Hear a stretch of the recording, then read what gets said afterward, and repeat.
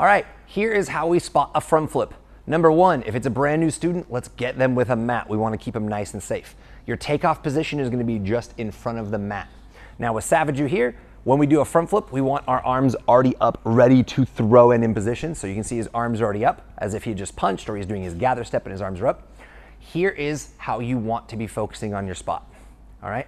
If you are right side dominant and I'm to the right side of the person I'm spotting, which is for most people where you're gonna be, I'm gonna take my right hand and check my watch.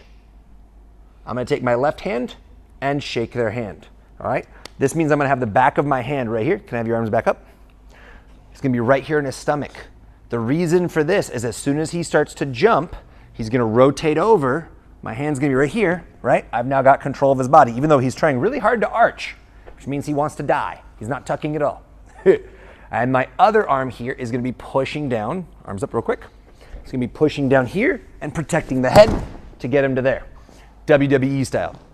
Now you'll notice, Savage's a little bigger than most of the students you'll have. He also tensed himself up and went straight. Students do that sometimes. That's why I'm grabbing behind the back right here. So one, as I push their hips up, I can help them rotate once they're pretty good. But in the beginning, if they're first doing this, they might try to commit suicide on their head. So I want to be able to tuck their head over and get them on their back.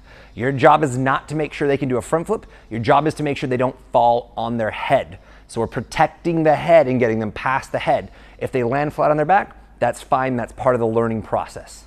All right, Savage, I'm going to have you back up. Now notice, if Savage is jumping in the middle of this mat, which is very common, right? It's a 4 foot wide mat. He's in the center. I'm 2 feet away. I cannot spot somebody out here. This is not going to work.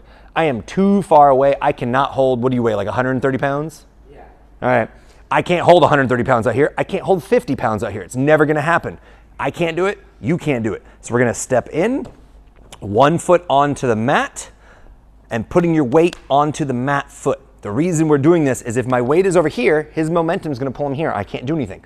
I want to be able to move over to assist him into the place he's actually doing the flip. So Savage, whenever you're ready, I've got right here, I'm checking my watch, shaking my hand with my opposite hand. Ole. His arms are up. And there we'll go. I'll spin him over at the end. One of the things you can do, because he's going to come around into this position, right? Here, your left arm is not going to be very strong, so you can just let him go. I can grab with this one, though, and pull however I need to as we come out of the flip. All right? But at the end of the day, that end of the flip is really not your concern. Your primary concern is making sure that when he does the flip, he lands past his head. Thank you, Savage. Woo!